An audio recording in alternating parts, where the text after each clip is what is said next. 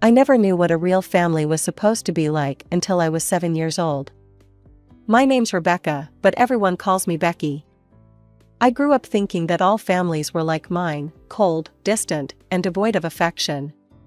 My dad, a successful dentist with his own practice, and my mom, who worked as his nurse, provided for me materially, but that was about it. From as far back as I can remember, hugs and kisses were foreign concepts in our house.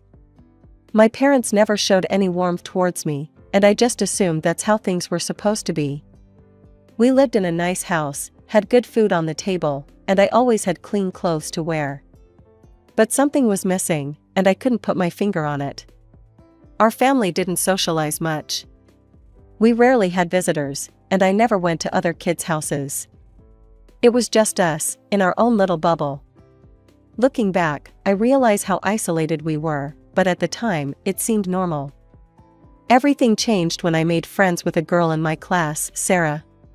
One day, she invited me over to her house after school. I remember walking into her home and feeling like I'd stepped into another world. Sarah's mom greeted us at the door with a warm smile. "Hi, sweetie," she said, pulling Sarah into a tight hug. "And you must be Becky. It's so nice to meet you." Before I knew what was happening, she had wrapped her arms around me too. I froze, not knowing how to react. The hug was nice, warm, comforting. All these new sensations washed over me, and I felt my eyes start to water. As we sat in Sarah's living room doing our homework, I couldn't help but notice how different everything felt. Sarah's mom would pop in occasionally, asking if we needed anything, ruffling Sarah's hair, or giving her a quick peck on the cheek. Each time, I felt a pang in my chest. When it was time for me to go home, Sarah's mom offered to drive me. As we pulled up to my house, she turned to me with a kind smile. "It was lovely having you over, Becky. You're welcome anytime." Then, to my absolute shock, she leaned over and kissed me on the cheek. "Good night, sweetie." I stumbled out of the car, my mind reeling. As I walked into my house, I saw my parents sitting in the living room, engrossed in their own activities. My mom was reading a book, while my dad was looking over some papers. "I'm home," I said hesitantly. My mom barely glanced up. "Did you finish your homework at Sarah's?" "Yes," I replied, then gathered my courage. "Mom, Dad, why don't you ever kiss me goodnight?" The silence that followed was deafening. My mom finally looked up from her book, her expression a mix of confusion and irritation. "What are you talking about, Rebecca? We feed you, clothe you, and provide a roof over your head. That should be enough for you." I felt my heart sink. "But that's enough, Rebecca," my dad interjected, not looking up from his papers. "Go to your room and get ready for bed." That night, as I lay in bed, I realized for the first time that something was wrong in our family. The warmth I had felt in Sarah's home was completely absent in mine. And as I drifted off to sleep, I wondered why my parents couldn't love me the way Sarah's mom loved her. As I grew older, the stark difference between my family and others became increasingly apparent. By the time I hit my teenage years, I had a clearer understanding of what was wrong. My mother was the root of the problem. Mom had always been a cold woman, seemingly incapable of showing emotion towards anyone, let alone affection. It wasn't just me she treated this way. I noticed she was equally distant with Dad. It was as if she was made of ice, impenetrable and unyielding. I started noticing more and more how burdened they seemed by their parental duties. They'd attend parent-teacher meetings, sure, but their faces always held barely concealed irritation, as if they'd rather be anywhere else. When my 16th birthday rolled around, I had a foolish hope that things might change. Maybe they'd surprise me with a heartfelt gift or even just a warm hug. Instead, I got a cold dose of reality. "Rebecca," Mom said over breakfast, her tone as flat as ever. "Your father and I need to discuss something with you." Dad cleared his throat. "We wanted to make it clear that you shouldn't expect us to pay for your college education. We're not required to do so." The words hit me like a slap in the face. I stared at them, unable to speak. You're old enough now to start thinking about your future, Mom continued, not noticing or not caring about my shocked expression. If you want to go to college, you'll need to figure out how to pay for it yourself. I nodded numbly, pushing away from the table. Thanks for letting me know, I managed to say before retreating to my room. That day marked a turning point for me. I realized that if I wanted anything in life, I'd have to get it for myself. My parents weren't going to help me, they'd made that crystal clear. After graduating high school, I knew I needed to start earning more money. College seemed like a distant dream, but I was determined to make it happen someday. That's how I found myself working as a waitress at Joe's Diner, a small local restaurant just a few blocks from our house. Joe, the owner, was a middle-aged man with a perpetual 5 o'clock shadow and a belly that spoke of too many taste tests in the kitchen. When I applied for the job, he looked me up and down with a grin that made me slightly uncomfortable. Well, he said, stroking his chin. You'll definitely attract customers with those looks, sweetheart. You're hired. 3 months into my new job, my life took another dramatic turn. It was a Tuesday morning, and I was getting ready for my afternoon shift when my parents called me down for breakfast. This was unusual, we rarely ate together, let alone had conversations over meals. As I sat down, I noticed my parents exchanging glances. My mother, her face as impassive as ever, spoke first. Rebecca, your father and I have some news, she said, her voice devoid of any emotion. We've decided to sell the house and move to Europe. The sale will be finalized next month. I waited for them to continue, to tell me about their plans for me. But the silence stretched on. Finally, I couldn't take it anymore. So, what about me? I asked, my voice small. Am I coming with you? My parents exchanged another look, this one tinged with what seemed like annoyance. My father cleared his throat. Rebecca, you're an adult, he said, his tone matter of fact. It's time for you to find your own place to live. We've fulfilled our duty. You're of legal age now, which means you need to figure things out on your own. Anger and disbelief warred inside me. This is my home too, I shouted, standing up so quickly my chair toppled over. You can't just throw me out. My father actually laughed, a cold, humorless sound that sent chills down my spine. This house is my property, Becky. You have no claim to it. Tears stung my eyes as the full weight of their callousness hit me. Without another word, I ran upstairs and started throwing my belongings into a suitcase. As I was about to leave, my parents stopped me at the door. Show us what's in the suitcase, my mother demanded, her eyes narrowed with suspicion. I couldn't believe what I was hearing. Are you serious? You think I'm stealing from you?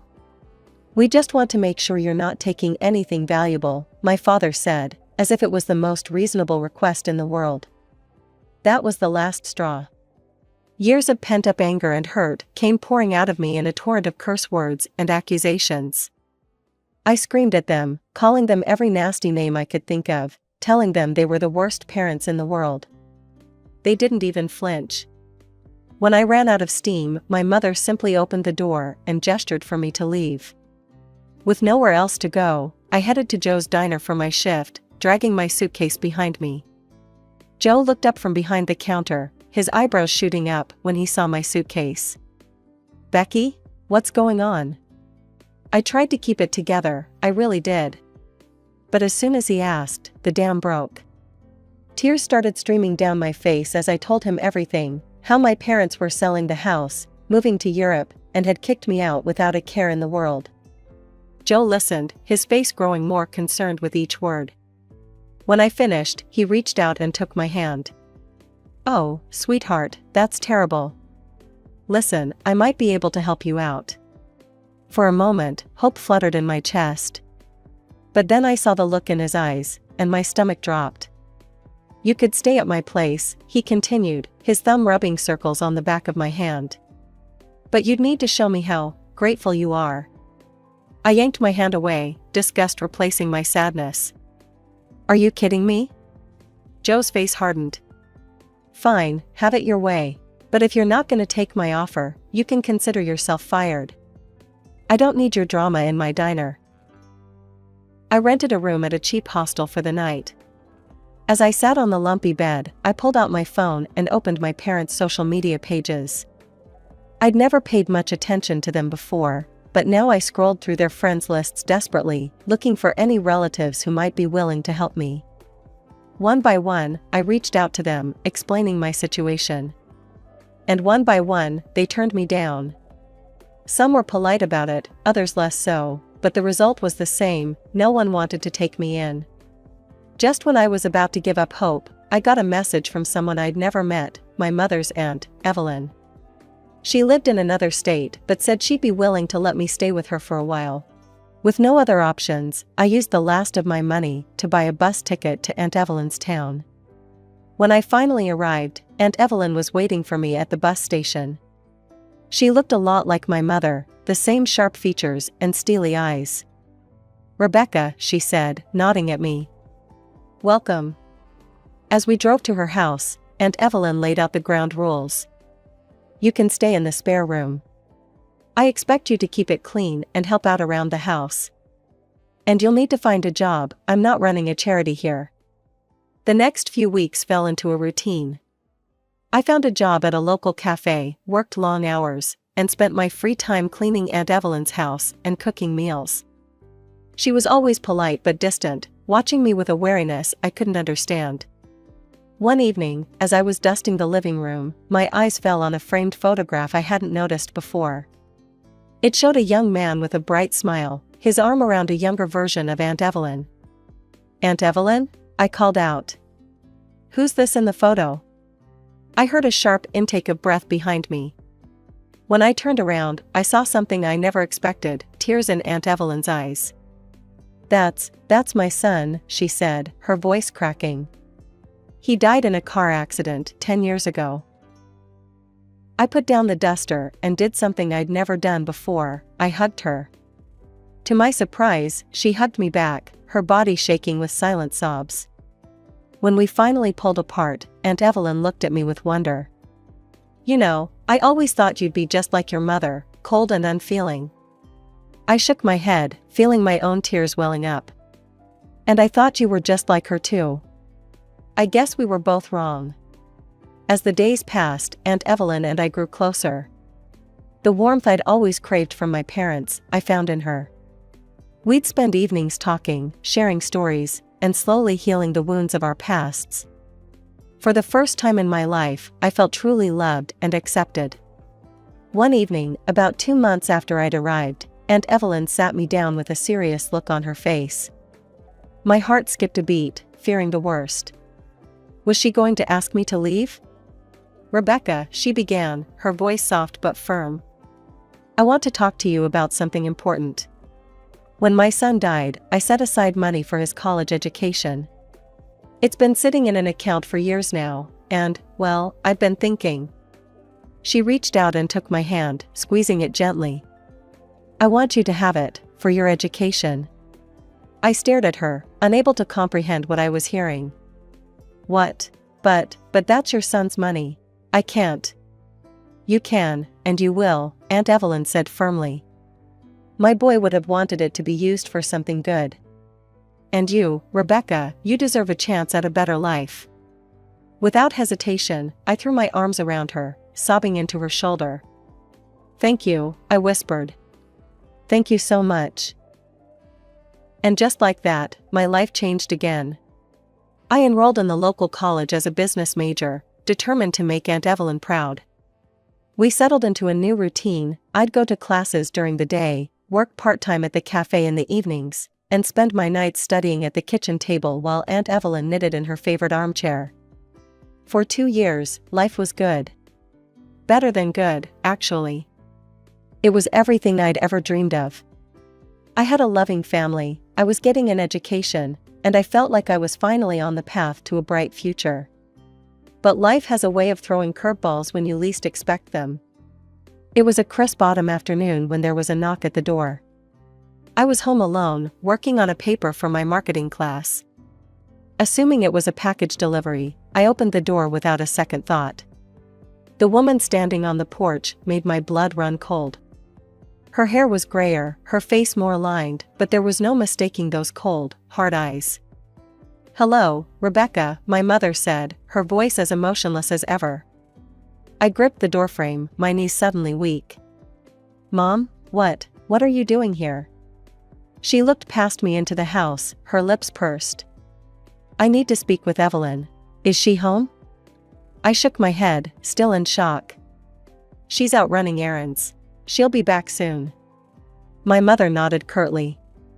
"I'll wait, then." Before I could protest, she brushed past me into the house. I closed the door, my mind racing. What was she doing here? After 2 years of silence, why now? As we sat in uncomfortable silence in the living room, I took a good look at my mother. She wasn't the well-put-together woman I remembered. Her clothes were wrinkled, her hair unkempt. There was a desperation in her eyes that I'd never seen before. Finally, unable to bear the tension any longer, I broke the silence. "Why are you here, Mom?" She met my gaze, and for a moment, I thought I saw a flicker of emotion. But it was gone so quickly, I might have imagined it. "I need help," she said flatly. "Your father and I, we're no longer together. We moved to Italy, as planned. Your father, he met someone else. A younger woman. He left me for her." Before I could respond, we heard the front door open. Aunt Evelyn walked in, her arms full of grocery bags. When she saw my mother, she froze. "Helen," Aunt Evelyn said, her voice clipped. "What brings you here after all this time?" My mother straightened her posture, trying to regain some of her old authority. "Evelyn, I need your help. I've fallen on hard times."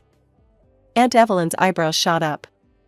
"Oh? And what about your comfortable life in Italy?" "Things didn't work out as planned," my mother replied, her voice tight. "John left me for another woman. I have nowhere else to go. You're my only option, Evelyn." Aunt Evelyn let out a harsh laugh. "Oh, that's rich coming from you, Helen. Do you remember when I needed your help? When I lost my son and couldn't even afford a proper funeral? Where were you then?" I saw my mother flinch, but she quickly regained her composure. "That was different." Different? Aunt Evelyn interrupted, her voice rising. "How was it different?" "Because it wasn't you who needed help." The tension in the room was unbearable. I felt like I should say something, do something, but I was frozen in place, watching this family drama unfold. My mother's eyes suddenly locked onto me. "Rebecca," she said, her voice taking on an edge of desperation. "You owe me, I'm your mother." I felt a surge of anger rise within me.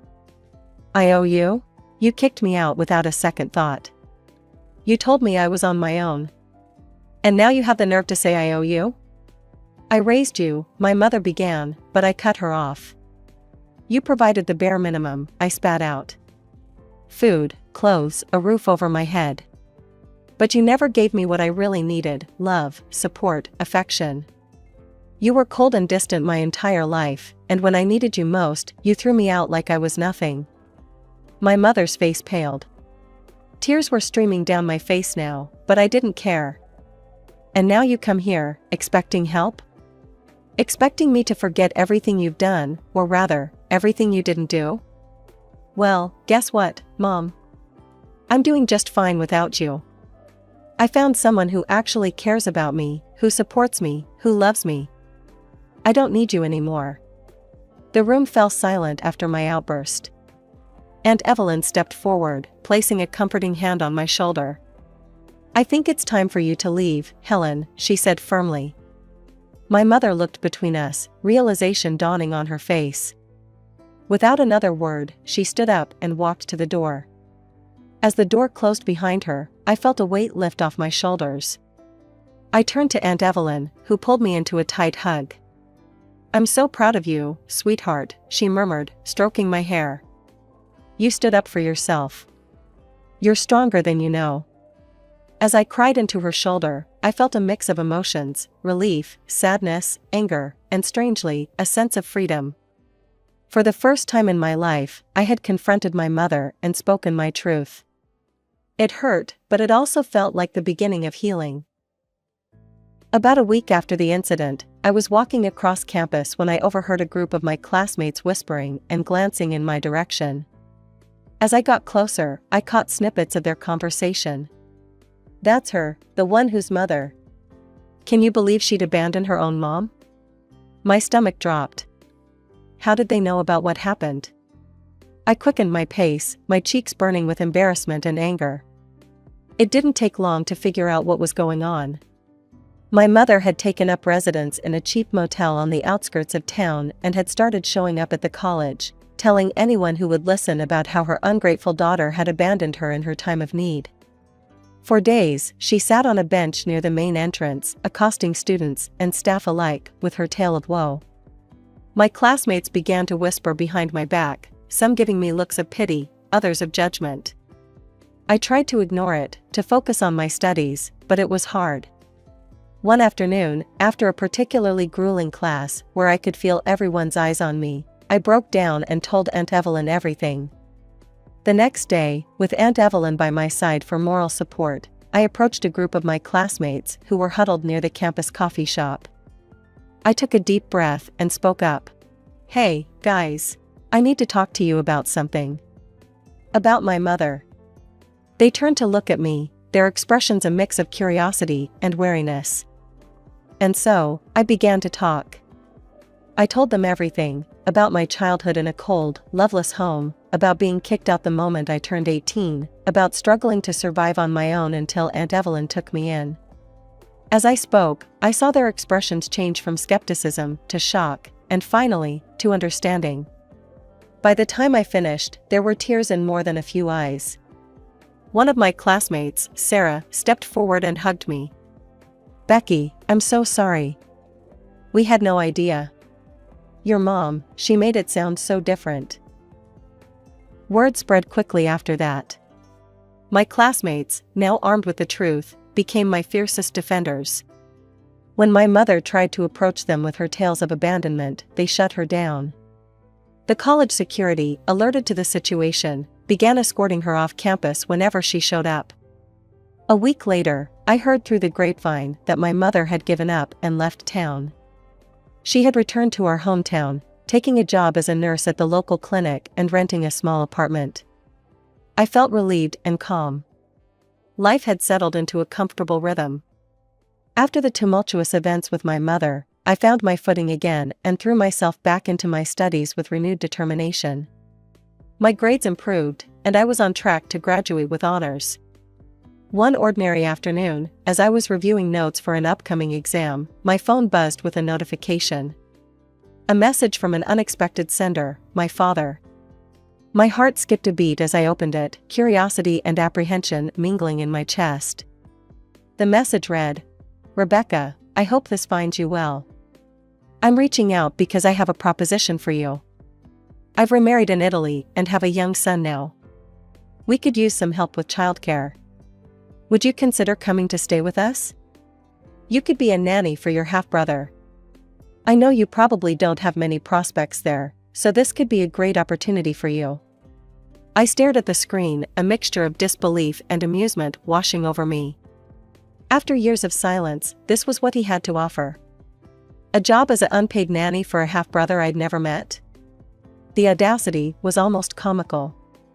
Without hesitation, I typed a single word in response, "No." Seconds later, my phone buzzed again. My father, clearly taken aback by my curt reply, began asking questions. Where was I living? How was I supporting myself? What was I doing with my life? A mischievous smile played on my lips as I scrolled through my photo gallery. I selected a picture of myself on campus, beaming in front of the business school building, and another of me laughing in Aunt Evelyn's cozy kitchen. I sent these images without comment. The response was immediate. Message after message flooded in, each more frantic than the last. How had I managed to go to college? Where was I getting the money? Whose house do I live in? I took a deep breath, savoring the moment. Then I typed out one final message, "That's none of your business." With a sense of finality, I blocked his number. Months passed, and before I knew it, graduation day arrived. As I stood in line, waiting to receive my diploma, my eyes scanned the audience. There, in the third row, sat Aunt Evelyn, her face glowing with pride. She clapped the loudest when my name was called, and I couldn't help but beam as I crossed the stage. Looking at Aunt Evelyn, I made a silent vow. I would build a life that would make her proud.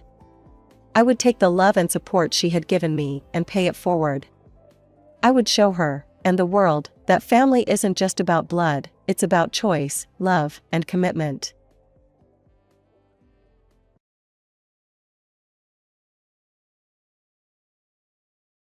Hi, I'm Jennifer, and while my career as a business consultant keeps me busy, my true pride is my family, my foster kids, whom I'm in the process of adopting. Are you sure about this, Jennifer? Foster kids come with so much baggage. My brother David remarked when I started the process 5 years ago. I still remember his condescending smile across the dinner table. Not everyone needs a biological connection to love their children. David, I shot back, already tired of his judgment. That was the beginning of my journey with Emily and Kevin. Emily was a quiet 11-year-old who loved reading medical encyclopedias, while 9-year-old Kevin could already code better than most adults I knew. They had been through 4 homes before me, but I wanted them to feel secure. Miss Jennifer, are we really staying? Emily asked that first night, clutching her worn backpack. As long as you want to, sweetheart, this is your home now. My best friend, Rachel, has been my rock through everything. Girl, you're more of a natural mother than half the PTA moms, she told me last week while helping Emily with her science project. These little moments, Kevin bursting into my home office to show me his coding competition trophy, Emily telling me about her latest science project, make all the extra consulting jobs worth it. Every extra dollar I earn goes into their college funds. That's amazing, buddy. Harvard better watch out, I told Kevin, seeing his eyes light up. Then there's my brother David and his wife, Sandra, with their perfect biological children and massive house. Oh, how charitable of you. Sandra says at every family event, like my choice to foster is some quaint, disposable hobby. At our last barbecue, I overheard her whisper to another mom. They're not really family, it's more like long-term babysitting. My parents try to be supportive, but David always seems to have their ear. We just worry about your future, Mom told me yesterday. Real children might still be possible. I took a deep breath. They are real children, Mom. They're my children. I'm pouring everything into giving Emily and Kevin the life they deserve. Emily dreams of becoming a doctor, and Kevin talks about studying computer engineering. My babies are going places, and no one, not David, not Sandra, no one is going to stand in their way. One night, Emily hugged me after I helped her with her biology homework. You're the best thing that ever happened to us, she whispered. I held her tight, thinking of all the nights I prayed for a family. I never knew I could love this fiercely, but here we are, my perfect chosen family. But lately, David's been acting strange whenever the topic of money or inheritance comes up. And I have a bad feeling.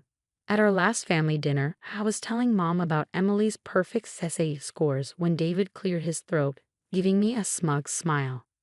You know, it's cute how you're playing house with these temporary kids, but let's be real, they are not actually going to inherit anything, right? The table went silent. Emily's fork clattered against her plate. What did you just say about my children? I asked, barely containing my anger. Oh, come on, Jennifer. They're foster kids. You're just their current guardian.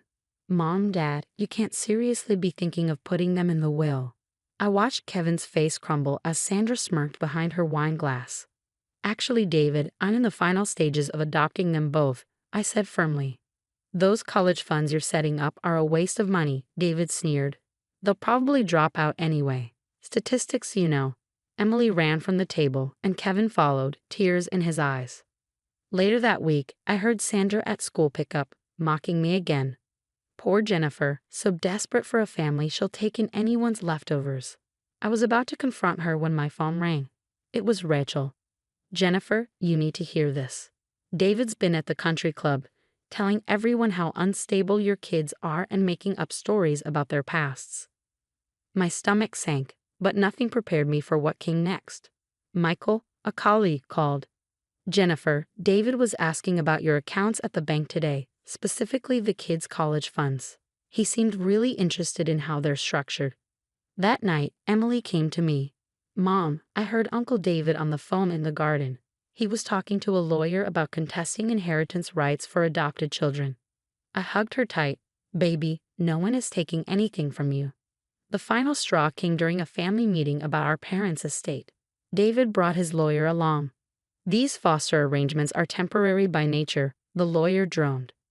"It would be unwise to include non-family members in any permanent financial plans." "They're not temporary," I snapped, slamming my hand on the table. "And I'm more family than you'll ever be." David sneered. "Face reality, Jennifer. You're not their real mother. You never will be." That night, as I tucked Kevin into bed, as Kevin's small voice trembled, he asked, "Are we temporary, Mom?" I pulled him close and called Emily into the room. "Listen to me, both of you. Family isn't about blood. It's about love. You are my children forever, and no one can change that." But as I lay awake that night, a gnawing unease crept in. David's sudden interest in the college funds, his obsession with the inheritance. Something wasn't right. I had to find out what was really going on, even if it meant exposing my own brother. What I didn't realize was that David had secrets, big ones, and they were about to unravel. The first piece fell into place when Michael pulled me aside at work. "Remember how interested David was in those college funds? I did some digging, and he's in serious trouble. Hundreds of thousands in gambling debt, Jennifer." My hands shook as I scanned the documents he'd found. David, the golden boy, was drowning. And the worst part? "Your parents' retirement accounts look suspicious too," Michael pointed out. Large withdrawals, all traced to David's accounts. My stomach churned. David was stealing from our parents. Later that week, I had a surprise visitor. Maria, Emily, and Kevin's biological aunt. "I heard what your brother's been saying about the kids. It's not right," she said. "I signed away my rights because I knew they'd have a better life with you. I want to help." Over coffee, Maria shared more. "Sandra approached me last month, offered me money to contest the adoption, said it would be better for everyone." My phone buzzed. It was Rachel. "You won't believe this, Jennifer. Sandra's running a real estate scam, taking deposits for properties she doesn't even own." I recorded everything, building my case, but the next bombshell hit closer to home. Emily came home one day, tears streaming down her face. "Uncle David told Grandma and Grandpa that Kevin and I are stealing from them. He said that's why money keeps disappearing from their accounts." I held her close. "Baby, I promise you, the truth will come out." That night, David showed up drunk at my house. "Just give me access to those college funds, Jennifer. I can double the money in a week, triple it even." I pressed record on my phone. "Like you doubled Mom and Dad's retirement money?" I asked. He sneered. "Those old fools don't need it anyway.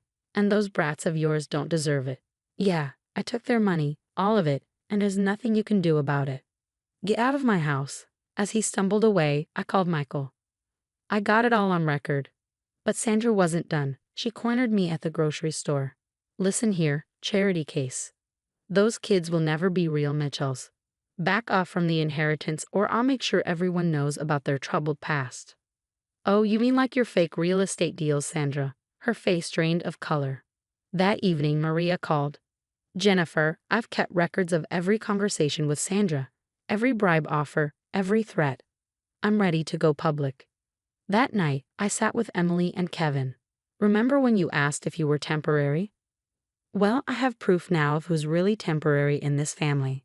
And it's not you two." Kevin hugged me tight. "We knew you'd protect us, Mom." As I watched them do their homework, my phone lit up with a message from Michael. The company board wanted a meeting about David's activities. Sandra's real estate victims were organizing. The house of cards was finally about to fall, and this time, I wasn't going to stop it. I looked at the adoption papers on my desk, nearly complete. Let them try to fight this. I had truth on my side, and karma was finally coming to collect. Everything exploded on a Tuesday. David was in a board meeting when the anonymous evidence landed in every director's inbox. According to Michael, who was there, David's face went from red to ghostly white in seconds. "Get out of this building, David. Security will escort you," the CEO's voice echoed down the hall. By Wednesday, Sandra's real estate scam hit the local news, her face plastered everywhere as victims came forward. That evening, my parents arrived at my door, devastated. "Jennifer, we found out about the retirement accounts. All these years, David was," my mom trailed off, horrified. "And those college funds he wanted? They're now double, thanks to your grandparents." I told my kids that night that our adoption hearing was scheduled for Friday. David and Sandra made one last desperate attempt in court. "Your Honor, these children have a biological aunt who," David began. But Maria stepped forward, undeterred. "I fully support Jennifer as their mother, and I have documentation of their attempts to bribe me right here." The judge brought down the gavel. "Congratulations, Miss Mitchell. They are officially your children." Fast forward 5 years, and I'm watching Emily pack for medical school. She got a full ride to Johns Hopkins. Harvard's computer science department is already recruiting Kevin for when he graduates next year. "Hey Mom, guess who's working at Target now?" Kevin showed me his phone, where a very tired-looking David was wearing a red vest and stocking shelves. "And Sandra's doing midnight shifts at Walmart in Arizona," Emily added with a smirk. "Guess karma doesn't take credit cards." My parents moved closer to us after everything, and now they've never been closer to their grandchildren. "We were so blind," Mom said one Sunday dinner. "But look at what you've built, Jennifer, a real family." Rachel raised her glass. "To the best mom I know, who showed us all what family truly means." Michael, now more than just a colleague, squeezed my hand under the table. "Last week, I received a letter from David, a rambling apology claiming he changed and missed his family. I didn't even open it, just as I ignored Sandra's letters begging for money to avoid bankruptcy. Some bridges are better left burned." "Mom," Emily called from the kitchen, "we're making your favorite lasagna."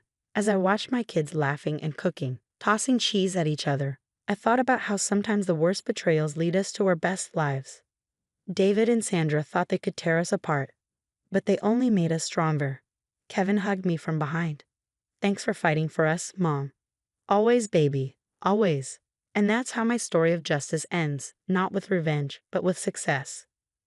My kids are thriving, our family is closer than ever, and those who tried to hurt us? Well, karma has its own way of handling that. What would you do if a family member tried to steal your children's future? Could you forgive them, or are some betrayals simply unforgivable? Share your thoughts below.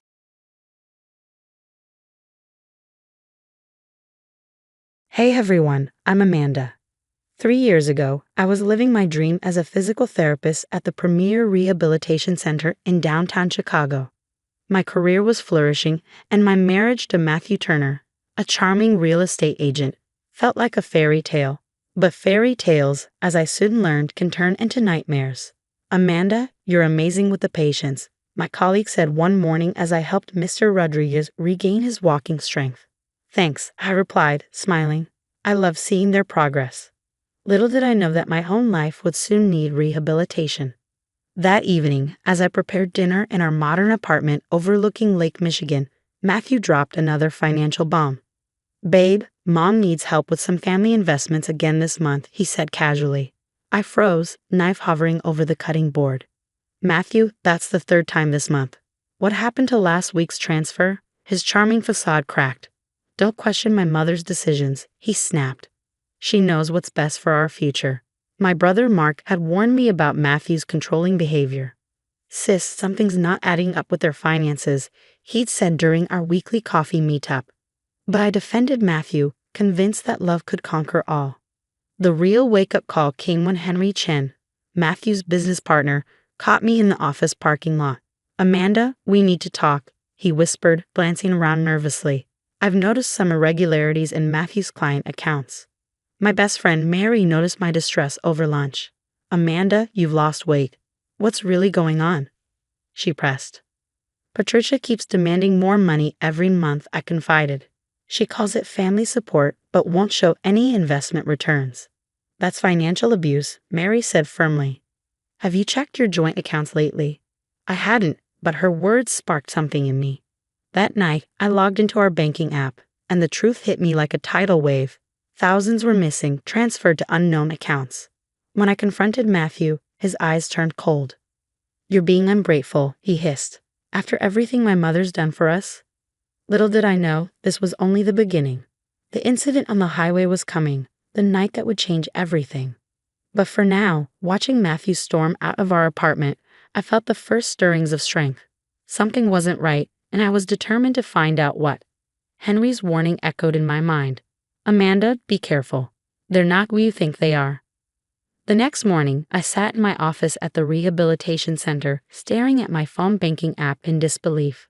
Another $5,000 had vanished from our joint account overnight. My hands trembled as I scrolled through the transaction history, dozens of transfers to accounts I didn't recognize.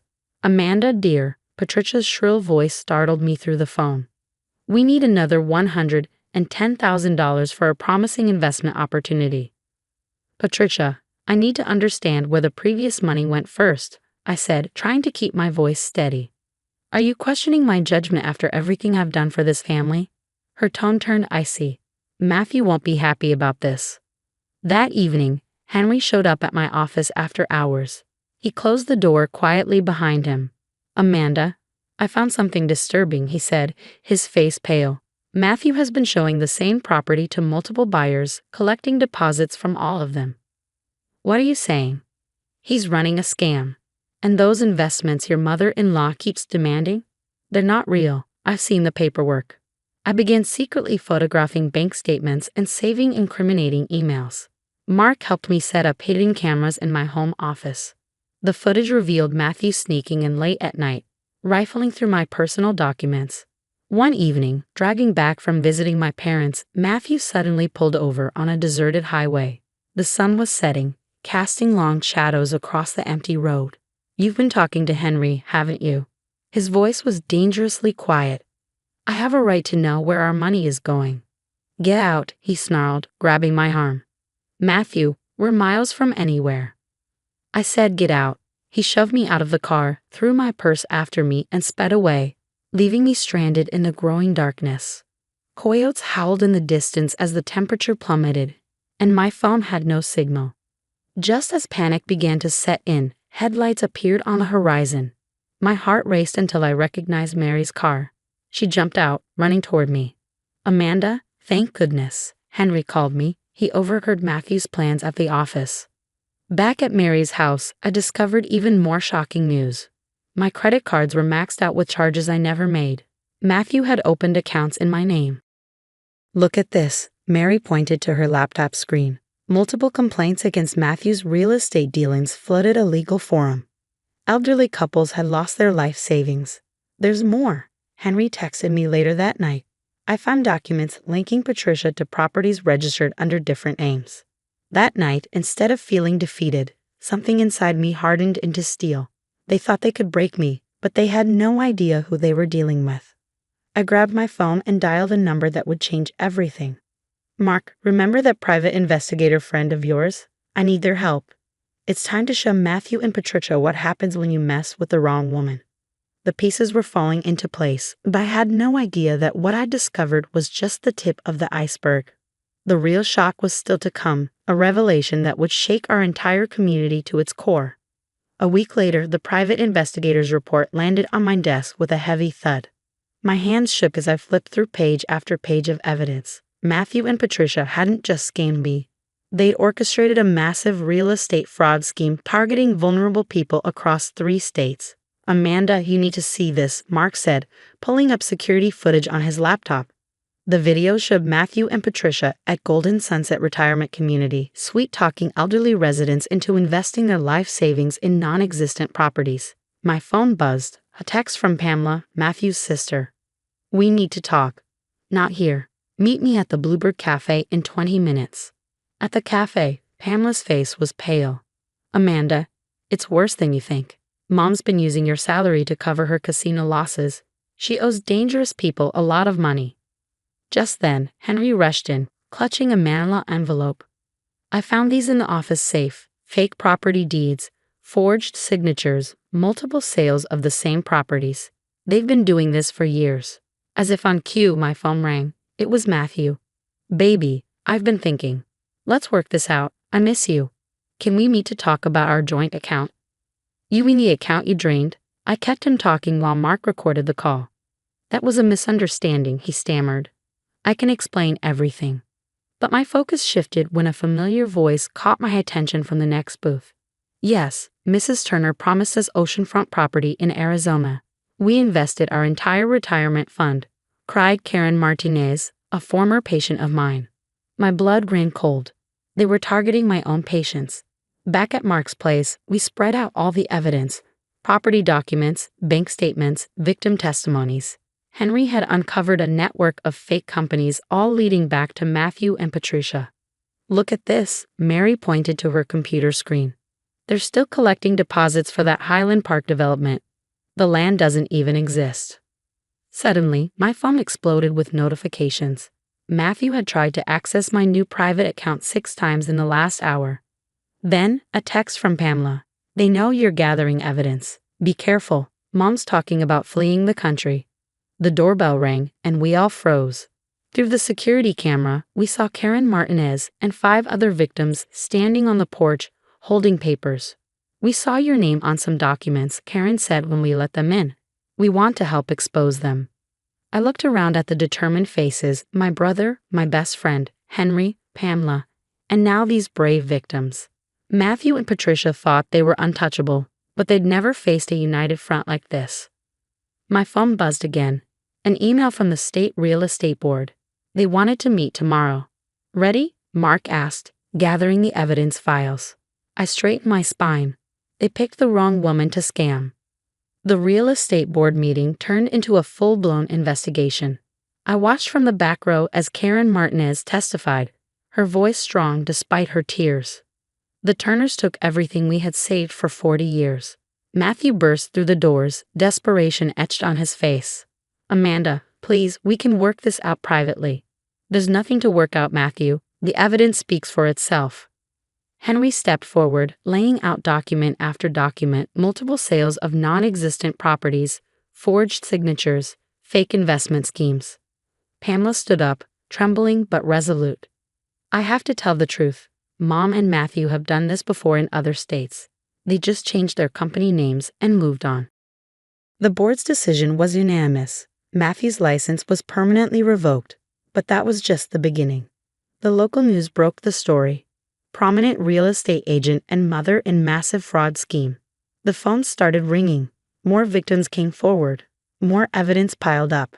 Matthew made one last desperate move, showing up at my new apartment. I've changed, Amanda. I'll pay everything back. Just drop the charges. Like you paid back the elderly couples you robbed? The families whose homes you stole. Save it for the judge, Matthew. 3 months later, I stood in front of my new rehabilitation center. The sign read Phoenix Recovery, where healing begins. Mary and Mark stood beside me, beaming with pride. The news coverage continued. Matthew and Patricia faced multiple fraud charges, their assets frozen. The fancy house, the luxury cars, all gone. They couldn't even afford decent lawyers. Pamela visited me at the center one day.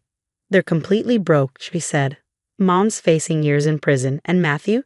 He's working at a fast food joint, trying to pay back his debts. And you? I asked, smiling. Starting fresh, helping other fraud victims rebuild their lives, just like you. They thought they could destroy me, but instead, I rose from the ashes stronger than ever, and now I'm helping others do the same. My center flourished, transforming into a haven for survivors of both physical and financial trauma. Mary managed our outreach program, bringing in new patients and spreading hope, while Mark headed up our legal support services, helping countless fraud victims reclaim their lives. 1 year later, I stood at my office window, watching as Matthew shuffled past in his fast food uniform. He looked old, defeated, a shell of the man who once manipulated and betrayed me. Patricia was serving her sentence, her reputation in tatters while their empire crumbled to dust. Miss Mitchell, my assistant, poked her head in. The governor's office called. They want you to head the new fraud prevention task force. I smiled, my fingers brushing against the plaque on my wall. Phoenix Recovery, rising stronger. That's exactly what I did. I rose from their ashes and built something beautiful. The center was packed for our first anniversary celebration. Former patients shared their recovery stories, each tale a testament to resilience and healing. Karen Martinez, the woman who once lost everything to Matthew's schemes, walked across the stage unassisted to thunderous applause. You did it, Amanda. Mary whispered, pulling me into a tight hug. You turned their evil into something good.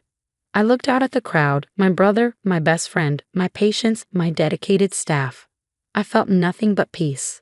Matthew and Patricia thought they could break me, but instead, they made me unbreakable. And that's my story. Sometimes the worst betrayals lead to the best transformations. You just have to stay strong, gather your evidence, and never let toxic people dim your light. If you're facing toxic relationships or financial abuse, don't suffer in silence. There's always a way out, and karma has a way of catching up with those who wrong you. Today, Phoenix Recovery has 3 locations across the state. We've helped hundreds rebuild their lives, both physically and emotionally. Our legal support program, led by Mark, has brought justice to countless fraud victims. Just last week, I received a letter from Patricia, begging for forgiveness from prison. I didn't open it. Some bridges are better left burned. Matthew? He's still working at that fast food place, living in a tiny studio apartment. Occasionally, he watches my success from afar, but he knows better than to approach. As for Pamela, she's become a powerful advocate for fraud prevention, sharing our story at conferences nationwide. Have you ever faced someone who tried to destroy you, only to find their actions led you to a better life? What was your turning point from being a victim to becoming a victor? Share your story in the comments. Your experience might help someone else find their strength. Think about it. Would Amanda have built her successful rehabilitation centers if Matthew and Patricia hadn't pushed her to her breaking point? Sometimes, our greatest achievements rise from our darkest moments.